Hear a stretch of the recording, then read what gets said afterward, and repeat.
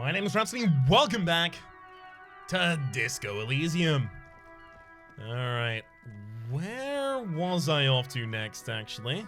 Let's pop this back up. Perform the field autopsy. Wild pine reps and my heraldic bird. I'm not super interested in finishing the well, I am interested in finishing the heraldic bird. Let me rephrase that. I just don't think that's my priority. Go down to meet the Wild Pines rep here. Have I not seen these before? Capeside Apartments. Rue de Saint Ghislaine to Roundabout North. Alright. The belly of this boat shines like it was recently painted. Docking reserved for residents of Rue de Saint Ghislaine, 33A. Your room in the Whirling isn't much bigger than this sloop. This is worth more than you'll ever earn in all your life. A striking woman leans against the cabin top of her sailing boat, smiling as you approach. Her green raincoat glistens with droplets. A silk scarf is tied around her throat. This is Joyce Messier. Good afternoon, officers. I'm Joyce. She extends her hand in greeting. Joyce L. Messier. I represent the board of Wild Pines, the owners of the harbor. You gentlemen must be from the RCM. She steps closer and holds out a hand over the railing. Joyce L. What does the L stand for? Leighton, my maiden name. Her bony hand dangles from the sleeve of her oversized raincoat. What gave us away? Nothing, honestly. I've said it to every drunk in town, and you're the first one who's responded.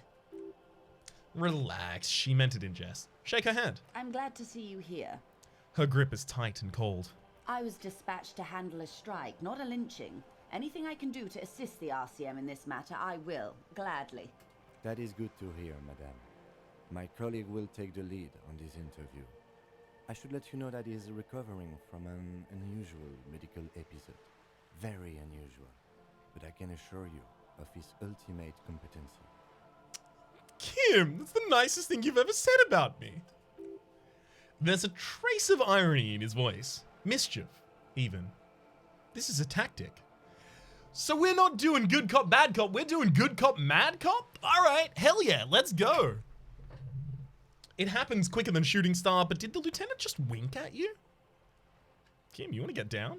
What? How interesting. I wish you a swift recovery. In the meanwhile, you have my full cooperation and the full cooperation of the Wild Pines group. She turns to you unfazed. It's hard to get a read on her precise disposition, but she appears helpful. You're on a boat. Why, yes, I am. She looks at the deck under her feet. Green and white sails flutter overhead. Not a lot of people on boats, are there? Of course there are. Hang on, I have not got her voice. Of course there are. There we are. She looks around. We are on an archipelago. How else are you supposed to get around? There's a pinch of defensiveness in her voice, but it's playful. Wait, we're on an archipelago? Yes, we are. She raises her brow. We are on Les Cailloux. Cailloux? I thought we were in Revachol. We are. And the city of Revachol is in the island of Les Cailloux. Still, haven't seen anyone else sail a boat around here. Haven't seen anyone else drive a souped-up Capri Kinemon motor carriage either. Actually, the lieutenant becomes defensive. That motor carriage is specifically issued to serve as a patrol and pursuit vessel. It is for crossing long distances in the Greater Revachol Industrial Harbor. It's not a toy. Neither is this. The woman pats the cabin hardtop.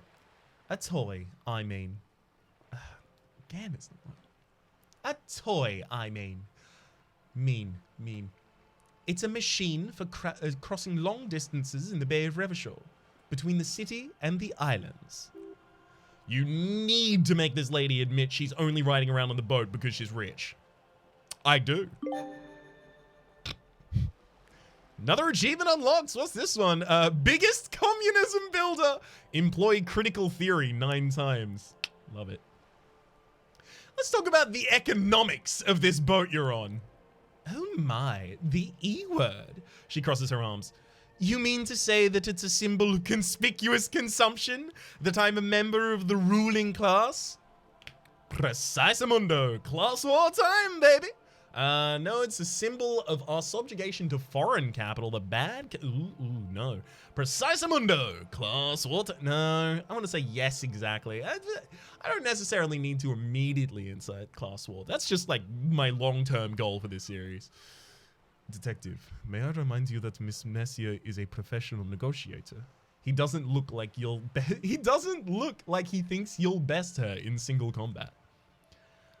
Then what does that say? She points to the plaque on the side of the pier.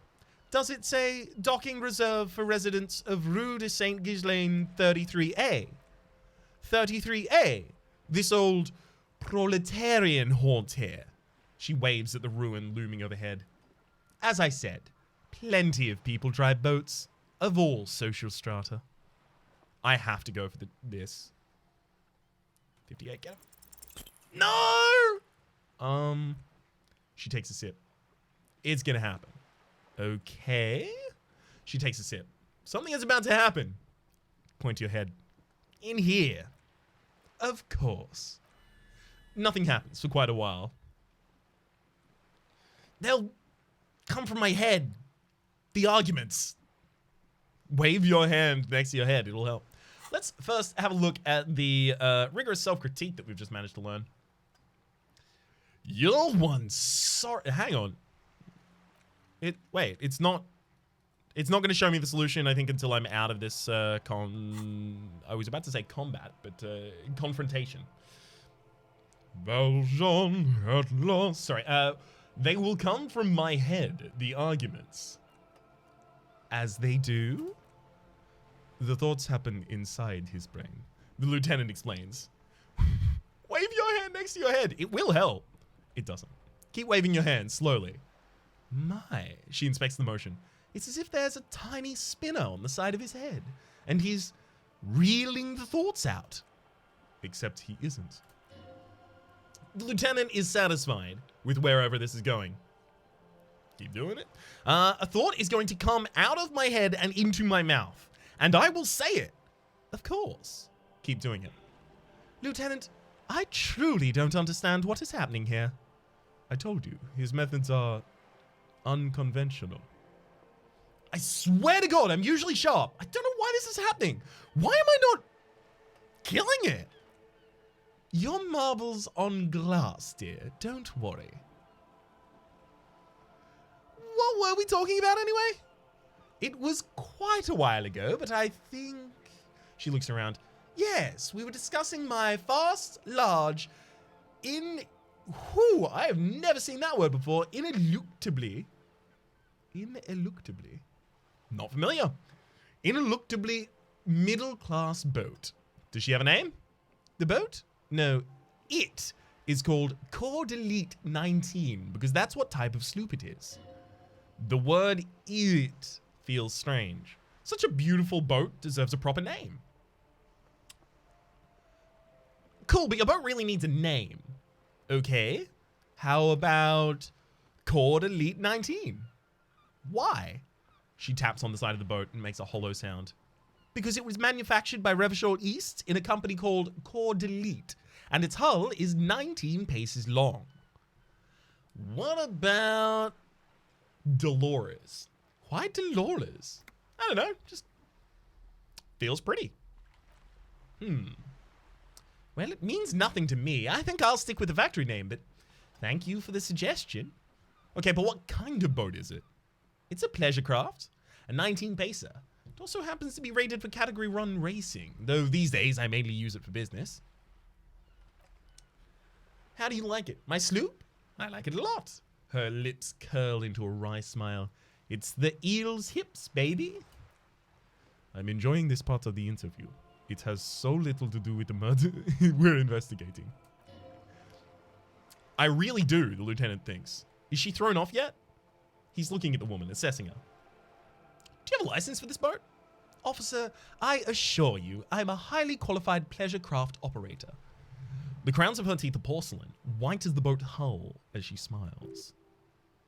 Her nonchalance might be related to this to something called the Wayfarer Act, an act that says she doesn't need a license. Sly Fox, you're not aggressive enough to harass her further on this.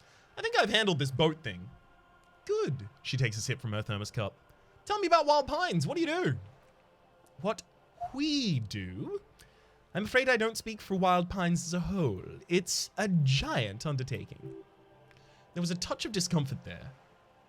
She merely wants to represent. So what do they do? The Pines' core competency is logistics. Container shipping, freight, that sort of thing. She points to the small dots on the horizon. See those airships there, blinking? Those are the shipping side of things. Then to the east, towards the harbor. Then she points towards the east, towards the harbor. And that is the terminal. Another subdivision deals with energy, oil, and gas exploration. The offshore platforms. The Wild Pines group is one of the original Revacholian Indo-tribes. Companies awarded royal monopolies by the king, the suzerain, himself, centuries ago. The king is long gone, but several of the Indo-tribes remain. I'm going to ask the encyclopedia, who are the other Indo-tribes? Saint Baptiste, Lum, and an unknown entity known... an unknown entity that is only known as the brightest star. So it's a somewhat known entity. Limited to the name. You're in good company, it seems. Why, thank you. She does not understand the real meaning of the remark. How much money does Wild Pines have? I'm not at liberty to discuss the company balance sheet, but I can tell you that last year the company booked more than 20 billion real in revenue. Billion? What exactly is a billion? It's a number, officer. A big one? What's it made of? It's made of 1,000 millions. A million is made of 1,000 thousands. So this, I did actually want to clarify that because I don't know necessarily whether this game is going with the interpretation of billion as a million millions or interpretation of billion as 1,000 millions. I don't know if the British still use that as their billion. Hang on. We're finding out. What is a billion in England? According to Plain English Campaign, the old UK meaning of a billion was a million million, or one followed by 12 noughts. Yeah, okay, so it's the old UK meaning. It's probably not the one that's currently used as a result of, international fine arts necessarily requiring like a set prescript idea of what a billion is. But I did want to clarify that for whether or not the game was referring to it in that way. Numbers like that mean nothing to me. Yes, past a certain point, numbers begin to seem imaginary. But they're quite real for the 7,200 employees who depend on Wild Pine for their paychecks. So 7,200 employees. You made 20 billion in revenue. A conglomerate the size of Wild Pines is like a shark. If it stops moving and growing, it will die. Then what happens to those 72,000 families? It's a tremendous responsibility. Where does Wild Pines get all these billions? They started as an exploration and cargo fleet conducting trade between Samaran and the Insulindian Ursulas. 250 years ago, when Pines' ships explored the South Seventies and chartered Lo Manthang on behalf of the suzerain. Centuries of care, deliberation, and madness have gone into this endeavor. Vessels pass through the great unrest to re-emerge with apricots in tow. The logic of the system is totalizing. It's taken everything from its employees to build it. It probably helps to start out with a royal monopoly. You know more than you let on. She takes a sip and looks you over afresh. Certainly it helped, but most of the original Indo tribes have failed or been absorbed. To survive Wild Pines, Wild Pines had to grow and adapt. No suzerain did that.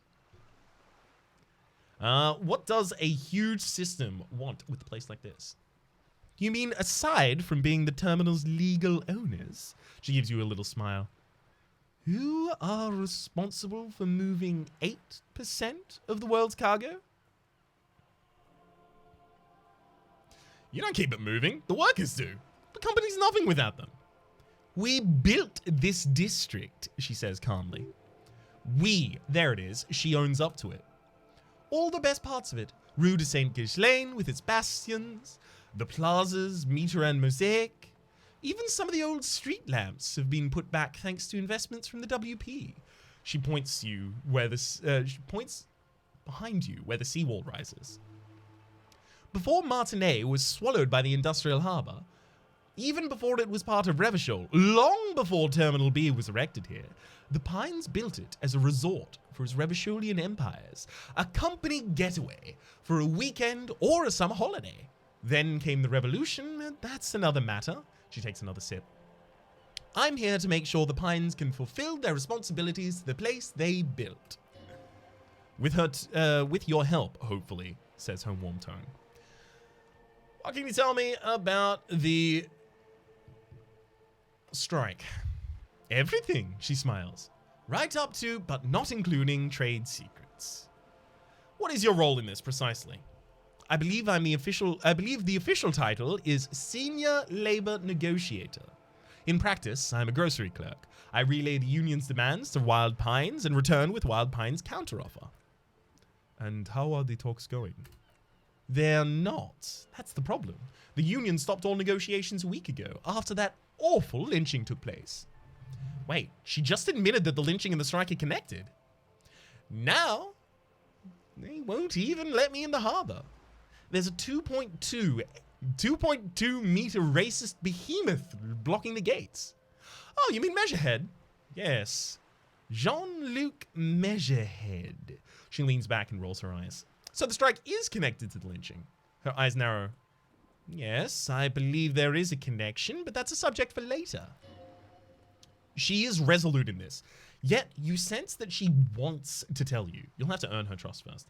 How are the talks before the lynching? Let's say I was not making the kind of progress I'd hoped for when I first arrived. And when did you first arrive?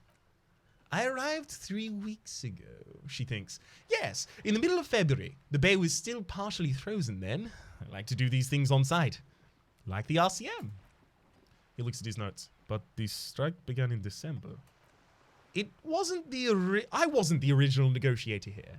I took over after Mr. Gaumont hit a wall with Mr. Clare, the union boss. Mr. Clare refused to speak with Gaumont, despite concessions he'd granted to the union in prior negotiations. This isn't the first time the union has gone on strike? Heavens no! There have been 2 prior strikes. Both times the union wants significant concessions, including overtime pay and a medical plan. This time their demands are more, I guess you could say, aggressive. Ludicrous, even, it's meant. What happened to this Gaumont? Mr. Clare told him to... How did he put it? She pauses to compose herself. Fuck off, midget. Gaumont is short of stature, you see. All right. Claire's ableist. Got it. Not cool. Keep in mind, this is a negotiator Mr. Clare has worked with before, who is far more fair than with him and the union. More than fair with him and the union. What are their demands? There are leaflets everywhere and banners. What did they say again? Oh, yes. Every worker, a member of the board. Most of the workers probably don't know what that means. Over-aggressive copy posturing? Seems like they have no idea about business. I like it. Then you might also like their other slogan, Demand Democracy. Not hard communist enough for you. No. Oh yeah, that's a good one. Personally, I don't think it has the same pizazzo as every worker, a member of the board. But what exactly do they mean by it, though? What's the demand? It's simple, you see. Every time the Wild Pines group makes a decision about what? about anything, really. It needs the signature of at least 2.2 thousand workers in its Martinez terminal. Just so you understand, this is but one of the 22 terminals owned by Wild Pines. Essentially, not only are they kings of the company, they're also kings of the 72,000 employees of the Wild Pines Group. The king is dead, long live the workers. That may well be. It's not up for me to decide who is king, but as negotiations go, it's not a swell start. What are you going to do?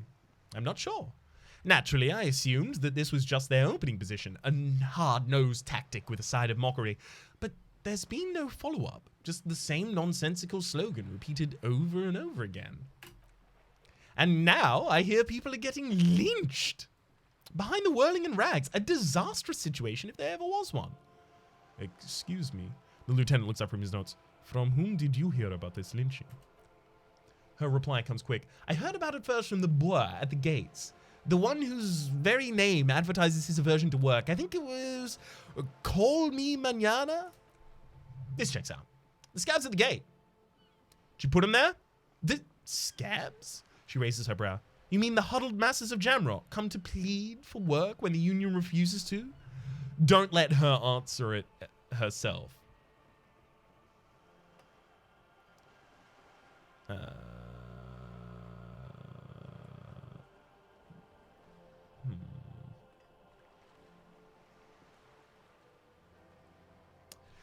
Pushing on scabs, like, I know it was the company that put them there. Like, it was obvious. Extremely, extremely obvious. But I also want my character to stick to their guns. No, I mean scabs. If these workers were organized by Wild Pines or its affiliates, then it would be a company secret. I cannot share it with you. Not yet, at least. It's implied she's open to discussing this matter with you at a later occasion. What do you think of Everard? Everard Clare is a man of the utmost integrity. If you can say one thing about him, it's that he always puts the interests of the workers first. Really? Of course not. Everard is fantastically corrupt. I imagine he was a thick, viscous goo where you and I have blood. That's Everard, right? He is the most corrupt individual I have ever seen, and I deal with men like him for a living. If there's anyone more venal, more irredeemably nepotistic, then it's his twin brother, Edgar. Wait, I remember hearing something about this Edgar. I didn't think they were brothers, though. Wait, I did know they were brothers. I didn't know they were twins. Have you seen him? No. Edgar looks exactly like his brother. Except for that lazy eye. He also talks exactly like Everett does. When one's term as foreman is up, the other one takes over. It's how they circumvent the term limits, you see. With a funny little switcheroo. While in the office, they've embezzled God knows how many of their workers' dues. All right, twin brother, the only change is lazy eye. I'm going to say there is no Edgar. It's just a switcheroo the dude's been pulling the whole time. What about the union itself, outside the Brothers Clare? The Debiteurs Union was once a perfectly normal institution. 20 years ago, anyway. It must not have been easy to establish under the Emergency Act, but they did it. I can respect that. She adjusts her hair. Organized labor at its best, as they say. Then something happened in the local chapter elections. The Brothers Clare came and transformed it into a... how do you say... She hesitates, looking for the right expression. A mob, the lieutenant says succinctly. The debitors were a crime syndicate. Sad as it may be, we're forced to cooperate with them. Refreshingly honest, officer. She nods. The company has tried appeasing in the past, but I'm afraid our concessions have only emboldened Everard and his brother. She turns to you. And your opinion, detective? If I may ask. I'm a curious and talkative person, you see. She explains. Would you say the Debitors Union is an effective advocate for the rights of local working men? Okay, so I know in 2 previous strikes they got medical. Wait, hang on. Am I going to be able to go far up enough to? Okay. No, I'm not going to be able to go far enough. But I know they got, I think it was like overtime pay and medical. So that is remarkably effective organizing on part of labor, right? To say a giant leech sucking the life out of Revachol, to me, is to point the finger in the wrong direction. Basically a socialist mob, I mean...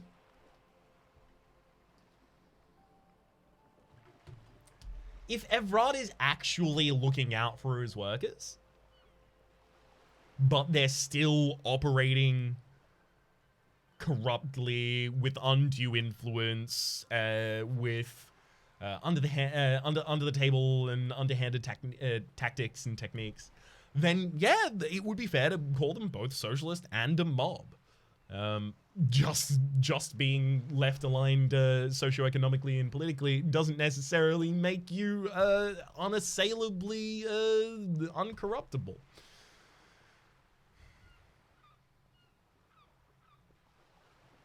Basically a socialist mob. Thank you for being candid, she nods. Sadly, Wild Pines have cooperated with what amounts to a crime syndicate for 2 decades. However much you feed the wolf always hungers. One more thing, you said something happened in the elections? I'm glad you asked. There was a woman, the previous forewoman of the Union. She disappeared. Disappeared?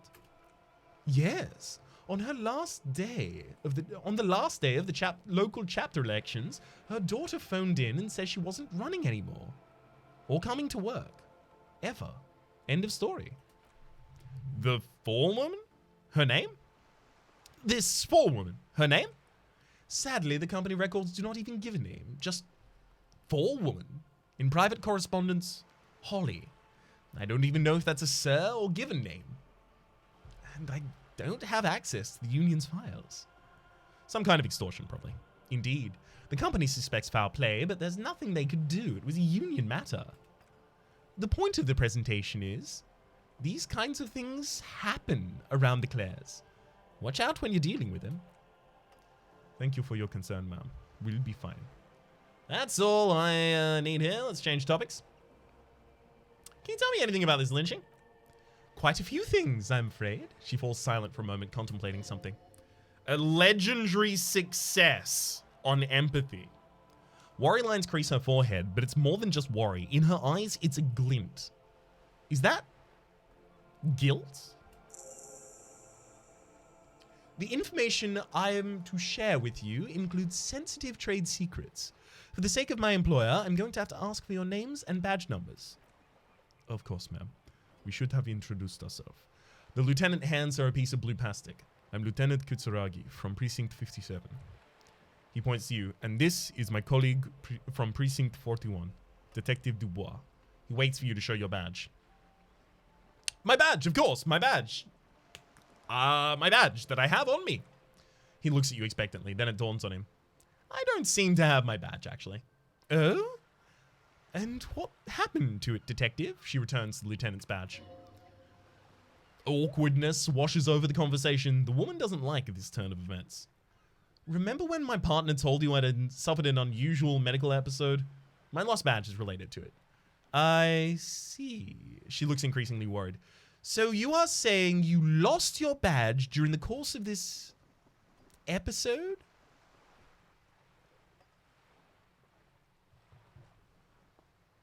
I could have eaten it for all I know. I don't remember anything. This world, this city, nothing. No, I don't want to tell her the nature of my condition. So I'm going to say, yes. I can't hear you. Darling, speak up, please. Well, all right. I'm now going to say the second one. Oh, dear. She sighs with compassion, sadness, even. I suppose this does explain some of the more curious turns in our conversation. She must have been suspecting something for a while now. As I said, ma'am, the lieutenant interjects. His technique may be very unconventional, but he is an officer of the RCM. Of course, I sympathize, but I'm afraid I simply can't share anything more until I've seen that badge. Hang on, she's a professional negotiator. She should be open to some sort of a mutually beneficial arrangement.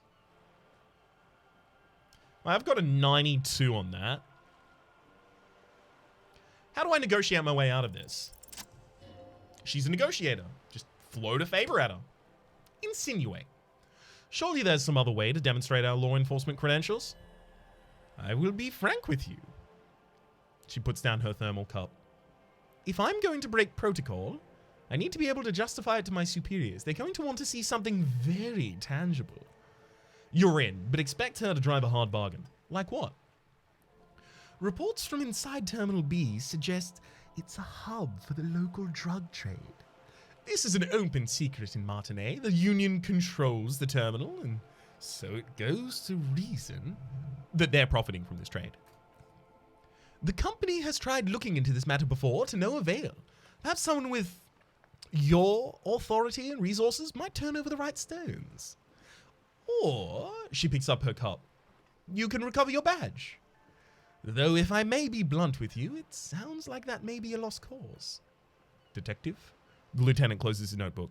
A word in private before we continue. Excuse me for a moment, madam. My rigorous self-critique is complete.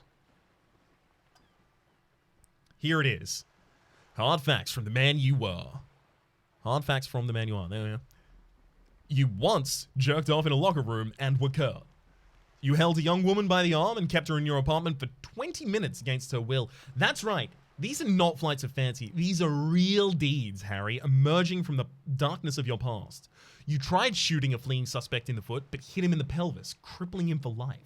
And above all, you let life defeat you. All the gifts your parents gave you, all the love and patience of your friends, you drowned in neurotoxin. You let misery win, and will keep on winning till you die. Or overcome it. Int and Psi red checks, the failures heal morale, and physical and motor red checks, failures heal 1 health.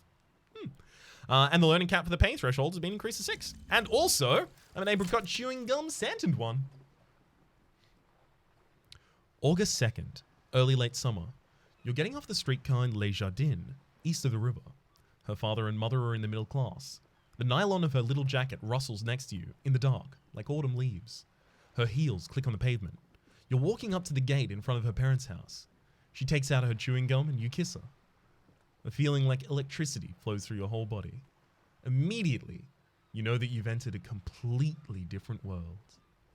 +2 perception, betrayal lingers everywhere. Whew. White Morning is almost done as well. And I'm 1 experience away from getting another point. Beautiful. All right. This is not going quite as I hoped it would, Detective. The lieutenant's voice is hushed. How'd you hope it would go? Honestly, I was hoping you would use your unorthodox technique to keep her off balance and, you know, not volunteer us to be her henchmen. Really? I thought it was going so well. This woman is running circles around us. She might have known about your misplaced badge all along, or she's simply an adept improviser. Either way, we've played straight into her hands. He doesn't let it show, but there's a limit to how much of the consequences of your unprofessional behavior can cost the investigation. Maybe this was her plan all along. She might have heard about you. Company might have ears on the ground. She could have known about my condition. What do you propose? That we don't investigate drug trafficking? We could, you know, find my badge. Oh, he nods slowly. That would be fantastic, but do we have the time? The world is large, and your badge is 8 by 6 centimeters. The situation might have changed drastically by the time you locate it. Time is of the essence. You could request a new one from your station, but that would literally take months. The company has more ears on the ground. She could have known about my condition. I wouldn't go that far. Her reaction did come off as sincere to me. I think she's just quick to adapt. She is a professional after all. I'm sorry for putting us in this situation. I'll handle it. I'm sure you will, Detective. You're back. Good. What can I help you with? Do you know anything about these tattoos? That's the man who was killed. She almost takes the photo, but then stops. I'm afraid this is a discussion for once we've cleared the lynching question. So you know something about the tattoos. Why? How is you looking at the photo tied to lynching? So you know something about the tattoos first. Better not to tie the forestay on to the backstay on this. I hope there is something else I can help you with. She wants to answer the question. Protocol keeps her from doing it. I'm going to ask her the same thing again. Why? How is you looking at the photo tied to the lynching? Same.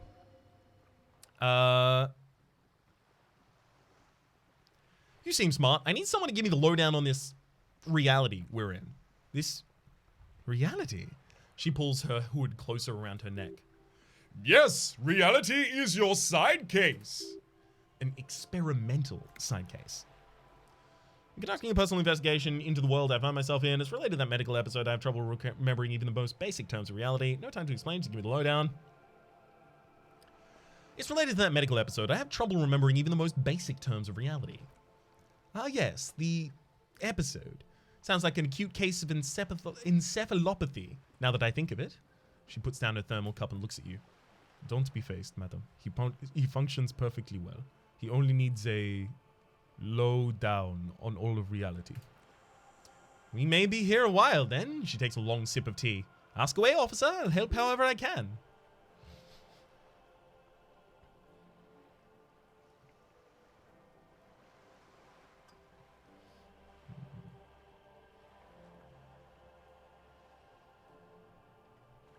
Where are we?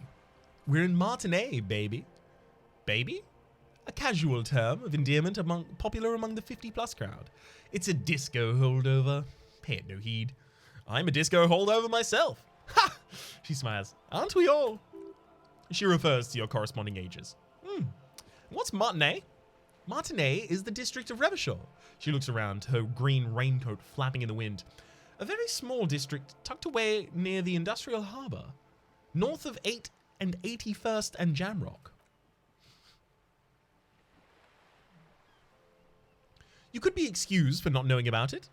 Unimportant, they say. Forgotten, even. Shelled to smithereens during the revolution. She shrugs. It has its charms, just not at this time of year. Tell me more about Martinez. I'm not a good ambassador. I've only been here once before as a teenager. Not a lot has changed. She closes her eyes. There are ruins, a terminal, fishing boats, reeds, boys with boxy shoulders. A brief spike of longing in her upright body. The dots under her eyelids shake. She opens them. As I told you, Martinez used to be a province, a workers' resort before the city swallowed it and the artillery did its part. Now the reeds are the real star of the show here. The further down the coast, the wilder it gets. You were here as a teenager?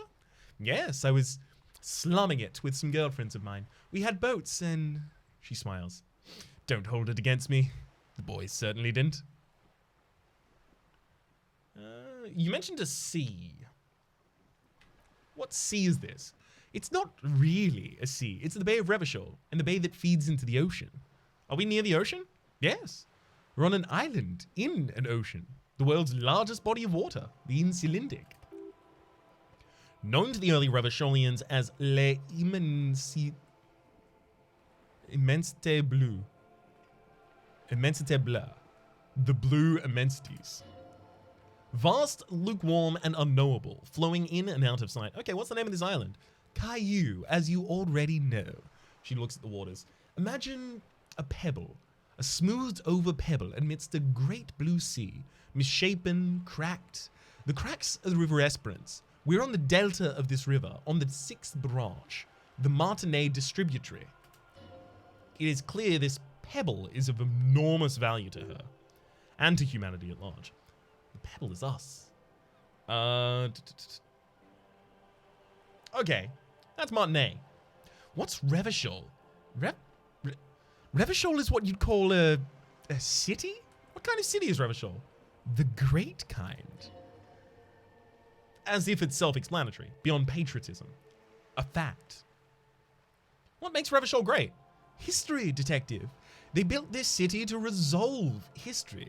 Our part in it, at least. Our centuries. Okay, who built this city? The nations of the Occident. Or migrant workers from Sevenine and Ilmara, depending on your creed. When was Revachol built? In the DeLorean century, 380 years ago. And why will it resolve history? They say it's where the terrible questions of our time would be answered. The tensions are highest, the fault lines deepest. By that, I mean conflicts. Ideological conflicts. The stuff of men. Why here? We are standing on the fertile, self-sufficient island sustaining up to 200 million people in the middle of the Insulindic Ocean, the world's connective tissue, she smiles. It's where the money is. So we're on the periphery. Basically, nobody's. Speak for yourself, officer. I'm well known in certain parts. As to the place, you're right. She points across the water where the skyscrapers rise. A collection of tall ghosts behind the water vapor, light reflecting off of their glass windows. 22 kilometers from the center of the world. That soldering iron, I'm not American, soldering. I've been defaulting to soldering iron literally just as a result of watching a bunch of Mythbusters reruns. That soldering iron is the Bank of the World building. The bottom floors are Insiacom, Coalition Government, Insulindian Mission Command. Look out to the sea. Silence. She lowers her hand. The water, the light. It's as though you're seeing it for the first time.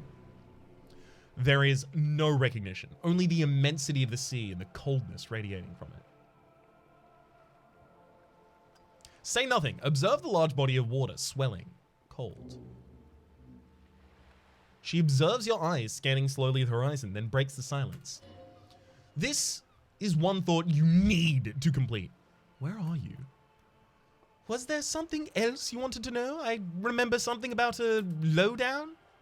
This has been informative. Thank you, ma'am. I'm sure my memory-impaired partner has many more questions to ask. He turns to you about even more fundamental aspects of reality. Might I suggest not asking them all right now? Ma'am Messier will be here later too. And tomorrow. Isn't that right, ma'am? Absolutely. My commitment here is long-term. You're right, Lieutenant. I'll continue later. He nods. It's better not to eat all your candy at once. Indeed. I'm going to conclude for now. Thank you all for now. Of course, Detective. Take care. I'm going to have a look at the new thing. Jamais vu derealization. Revachol Special Administrative Region, Lee KU. The Insulindian Ocean, Coalition Government, Insulindian Mission Command, name after name, and none of them is familiar. They seem real, but something's wrong. You feel like a kid looking at stickers on the fridge. Truva, the Apricot Company, World Games 34. You can almost see your hand reaching out to them, scratching at the corners. See if they peel loose. This feels like it's the most important of all thoughts, the one you must truly complete. Well, who am I to deny such an offer? For the moment, though, my name is Rhapsody. The name of the game has been Disco Elysium. Hopefully you've been enjoying yourselves, and hopefully we'll see you next time.